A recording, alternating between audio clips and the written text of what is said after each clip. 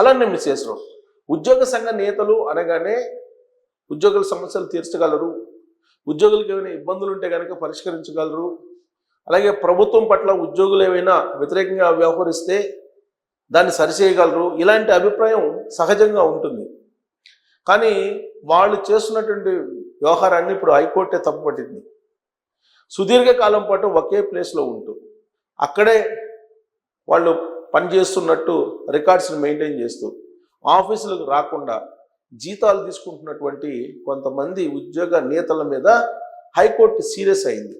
అసలు ఎంతకాలం పాటు మీరు ఒకే ప్లేస్లో ఒకే చోట మీరు ఉద్యోగాలు చేస్తారు, ఇది ఎంతవరకు కరెక్ట్ అనేటువంటి విషయాన్ని ప్రశ్నించింది హైకోర్టు. ప్రశ్నించింది. మరొకరికి అవకాశం లేకుండా ఉద్యోగ సంఘ నేతలుగా మీరు చలామణి అవుతూ ఒకే ప్లేస్లో మీరు ఎన్ని సంవత్సరాలు కొనసాగుతారు, ఇది రూల్స్కి విరుద్ధము అని చెప్పి కోర్టు అక్షంతలు వేసింది, ముట్టికాయలు వేసింది ఉద్యోగ సంఘ నేతలకు కొంతమందికి. ఎందుకనంటే సుదీర్ఘకాలం పాటు ఒకే ప్లేస్లో ఒకే చోట ఒకే డిపార్ట్మెంట్లో వాళ్ళు కొనసాగుతూ ఉన్నారు. కొంతమంది వాళ్ళు పైరవీలు చేస్తూ ఉన్నారు. విజిలెన్స్ కేసుల్ని తీసివేయించే కార్యక్రమాలు, ఏసీబీ కేసుల్ని తీసివేయించే కార్యక్రమాలు, అవినీతికి పాల్పడినటువంటి ఉద్యోగులకి అండగా ఉండేటువంటి విధానాలని కొంతమంది ఉద్యోగ సంఘ నేతలు అవలంబిస్తూ ఉన్నారు. అంతేకాకుండా పార్టీల పరంగా రాజకీయాలు నడుపుతూ ఉన్నారు. అలాగే రేవ్ పార్టీలు లాంటివి ఇస్తూ ఉన్నారు. ఉద్యోగ సంఘ నేతలు కొంతమంది ఎన్నికలు అనగానే ఉద్యోగ సంఘ ఎన్నికలు వచ్చినప్పటికి కూడా ఫామ్ హౌస్ల్లో పార్టీలు పెట్టడం, నిబంధనలకు విరుద్ధంగా చట్టానికి విరుద్ధంగా పార్టీలు చేయడం, ఇవన్నీ కూడా మనం చూస్తూ ఉన్నాం. పైగా గవర్నమెంట్కి వ్యతిరేకంగా పనిచేస్తున్నటువంటి లీడర్లు కూడా ఉన్నారు. అందుకే అసలు ప్రభుత్వ ఉద్యోగ సంఘాలు ఏవైతే ఉన్నాయో వాటిని రద్దు చేయాలి అనేటువంటి ఒక ప్రతిపాదన కూడా వచ్చింది ఒకనొక సమయంలో. జగన్మోహన్ రెడ్డి గారు ముఖ్యమంత్రిగా ఉన్నప్పుడు 1వ తారీఖున మాకు జీతాలు ఇవ్వాలని చెప్పేసి కొన్ని సంఘాల నేతలు గవర్నర్ని కలిశారు. అది రాజ్యాంగ విరుద్ధం అని చెప్పి భావించినటువంటి అప్పటి ప్రభుత్వం ఉద్యోగ సంఘ నేతల మీద కేసులు పెట్టారు. ఉద్యోగ సంఘాలను కూడా రద్దు చేయాలనే ప్రయత్నం చేశారు. ఆ తర్వాత ప్రభుత్వం మారింది. మారినటువంటి కూటమి ప్రభుత్వం ఇప్పుడు ఉద్యోగ సంఘ నేతల్ని వెనకేసుకొస్తుంది. కొంతమందిని అయితే అసలు ఏమీ చేయలేనటువంటి పరిస్థితిలో ఉంది అని చెప్పి సచివాలయంలో విమర్శలు చేస్తూ ఉన్నారు. కారణం ఏంటంటే వెంకటరామరెడ్డి లాంటి వాళ్ళు సస్పెన్షన్కి గురయ్యారు. కొంతమంది వెంకటరామరెడ్డి కూడా సస్పెన్షన్లో ఉన్నాడు. ఆయన ఇవాళకి కూడా వైఎస్ఆర్ కాంగ్రెస్ పార్టీ సింపథైజర్గా వైఎస్ఆర్ కాంగ్రెస్ పార్టీకి కావాల్సినటువంటి సమాచారాన్ని చేరవేస్తూ ఆయన విధులు నిర్వహిస్తున్నారు అనేది. యాక్చువల్గా సస్పెండ్ అయిన తర్వాత ఆయన మీద డిపార్ట్మెంట్లో ఎంక్వైరీ వేయాలి. కానీ డిపార్ట్మెంట్లో ఎంక్వైరీ వేస్తే ఆ డిపార్ట్మెంట్లో ఎంక్వైరీకి సంబంధించిన నివేదిక ఇంతవరకు ప్రభుత్వం దగ్గరికి రాలేదు.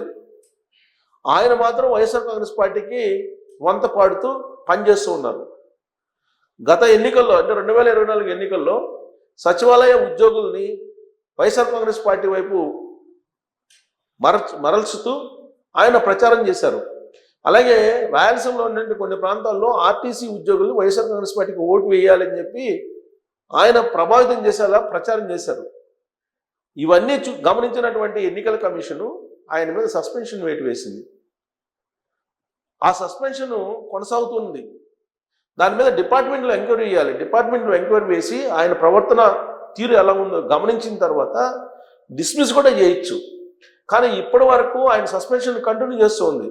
6 నెలలు సస్పెన్షన్ అంటే 6 నెలల తర్వాత మళ్ళీ ఇంకొక 6 నెలలు సస్పెన్షన్ కంటిన్యూ చేస్తుంది. అంటే డిపార్ట్మెంట్లో ఎంక్వైరీ వేసి ఆయన చేసిన తప్పు ఏంటి, ఆయన తప్పు చేసినట్టు నిరూపితమైతే డిస్మిస్ కూడా చేయొచ్చు. కానీ ఆ దిశగా అడుగులు వేయలేకపోతుంది.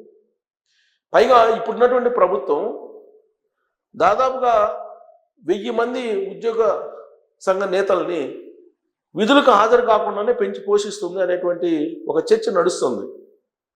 ఎందుకంటే రకరకాల సంఘాలు ఉన్నాయి. ప్రాంతానికి ఒక సంఘం, కులాలకు ఒక సంఘం, విభాగాలకు ఒక సంఘం, ఇట్లా రకరకాలు ఉన్నాయి. కొన్ని ఎన్నికలు నిర్వహించలేనటువంటి సంఘాలు కూడా ఉన్నాయి. ఎన్నికలు నిర్వహించకుండా కేవలం తూతు మంత్రంగా ఉండేటువంటి సంఘాలు కూడా ఉన్నాయి. గుర్తింపు లేని సంఘాలు కూడా ఉన్నాయి. ఇలాంటి సంఘ నేతలుగా కొంతమంది చలామణి అవుతూ ప్రభుత్వ విధులకి గైర్హాజరు అవుతున్నారు. అసలు విధులకే హాజరు కాకుండా నెల నెల జీతాలు తీసుకుంటున్నటువంటి వాళ్ళు ఆంధ్రప్రదేశ్ వ్యాప్తంగా సుమారుగా 1000 మంది ఉంటారనేది ఒక అంచనా. ఇది సచివాలయంలో ఉద్యోగుల్లో కొంతమందిలో జరుగుతున్న చర్చ కూడా. మరి వీళ్ళని ఎందుకు ప్రభుత్వం వెనకేసుకొస్తుంది, ప్రభుత్వం ఎందుకు పట్టించుకోవట్లేదు, వీళ్ళ మీద ఎందుకు చర్యలు తీసుకోవట్లేదు అనేటువంటి ప్రశ్నలు కూడా వినిపిస్తూ ఉన్నాయి.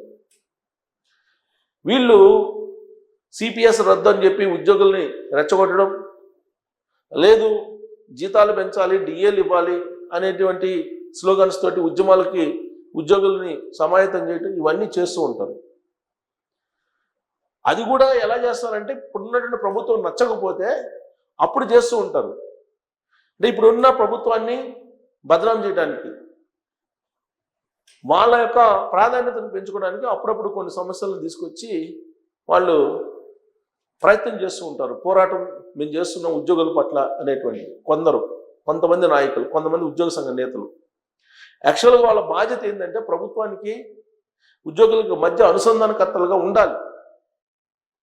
వాళ్ళు దానికి భిన్నంగా వ్యవహరిస్తున్నారు కొంతమంది. చంద్రశేఖర్ రెడ్డి గారైనా గతంలో ఉద్యోగ సంఘ నేతలు ఉండేవాళ్ళు, నాకు బాగా తెలుసు. ఆయన సమైక్య ఉద్యమంలో ఆయన బాగా పనిచేశారు. ఆయన ఇప్పుడు వైఎస్ఆర్ కాంగ్రెస్ పార్టీ ఉద్యోగ సంఘ నాయకుడిగా ఉన్నారు. అంటే ఒక రాజకీయ పార్టీ ఉద్యోగ సంఘ విభాగాన్ని ఏర్పాటు చేసింది. వైఎస్ఆర్ కాంగ్రెస్ పార్టీ ఉద్యోగ సంఘ నాయకుడిగా ఆయన ఉన్నారు. వాళ్ళు చేసే పని ఏంటంటే ఇప్పుడున్నటువంటి ప్రభుత్వానికి వ్యతిరేకంగా పనిచేయటం, ఇప్పుడున్న ప్రభుత్వాన్ని బదనాం చేసేలాగా కొన్ని ఇష్యూస్ని టేకప్ చేయటం, ఇది వాళ్ళు చేసేటువంటి పని. దీనికి ప్రభుత్వ ఉద్యోగ సంఘాలు అవసరమా? ఈ ఉద్యోగ సంఘాల్లో ఆఫీస్ బేరర్స్గా ఉంటూ వాళ్ళు విధులకు హాజరు కాకుండా జీతాలు తీసుకోవడం అనేది కరెక్టేనా అనేటువంటి ఒక చర్చ జరుగుతుంది. అందుకే ఆ మధ్యకాలంలో కొంతమంది అసలు ప్రభుత్వ ఉద్యోగ సంఘాలు అవసరం లేదు, వాటిని తీసేయండి, రద్దు చేయండి అని చెప్పి ఒక డిమాండ్ కూడా చేశారు. కానీ రద్దు చేసే ధైర్యం ఏ ప్రభుత్వాలు చెయ్యవు, ఈ ప్రభుత్వం కూడా చెయ్యదు.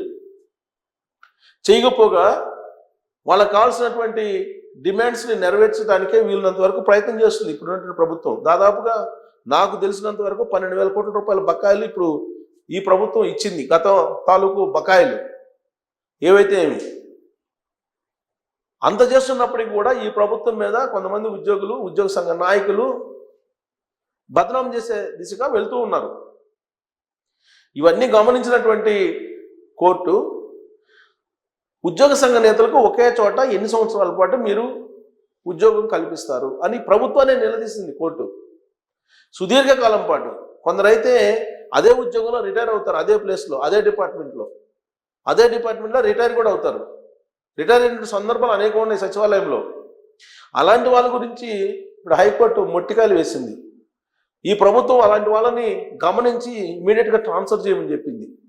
వాళ్ళు ఆ విధంగా ఇష్ట వేస్తే ఒకే డిపార్ట్మెంట్లో, ఒకే విభాగంలో మిగిలినటువంటి వాళ్ళకి అవకాశం రాదు కదా. కాబట్టి ఒకే డిపార్ట్మెంట్లో, ఒకే ప్లేస్లో టెస్ట్ వేసినటువంటి వాళ్ళని ఐడెంటిఫై చేసి ఇమీడియట్గా వాళ్ళని బదిలీ చేయండి అని చెప్పి కోర్టు ఆదేశాలు జారీ చేసింది. మరి ఈ పరిస్థితి వచ్చేంత వరకు ఉద్యోగ సంఘ నేతలు వ్యవహరిస్తున్నారు అని అంటే వాళ్ళు ఉద్యోగ సంఘ నాయకులుగా ఏం చేస్తున్నట్టు, ఏం చెయ్యాలి అసలు వాస్తవంగా? వీళ్ళ అవసరం ఉందా, అసలు ఉద్యోగ సంఘాలు అవసరం ఉందా అనే దాని మీద మీరు కామెంట్ చేయొచ్చు. Thank you.